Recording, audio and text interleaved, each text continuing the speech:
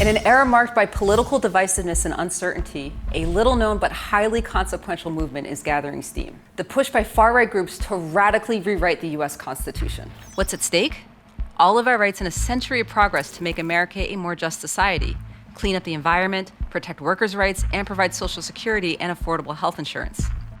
Why is this happening? Groups on the far right, bankrolled by big oil, Koch Industries, and right-wing mega-donors want to take America back to a new confederacy of sorts, largely devoid of federal oversight. This vision was chillingly displayed in a recent mock constitutional convention, where proposed amendments included allowing a majority of states to repeal any federal law or regulation they don't like and lock in right-wing control of the U.S. Supreme Court.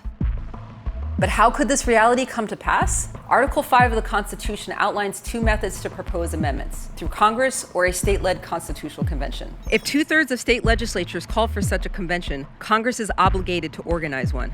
And here's the terrifying part. Once a convention is initiated, there are no guardrails on the kinds of amendments that could be introduced. In this far-right version of a convention, voters would have zero influence and conservative politicians would get to handpick a supermajority of the delegates. Adding to the worry, each state would have just one vote in these proceedings, meaning Wyoming's voice would be just as loud as California's. This deliberate design aims to give less populous, often more conservative states a disproportionate say in molding the country's foundational document. We have the opportunity as a result of that to have a supermajority, even though we may not even be in an absolute majority when it comes to people who agree with us.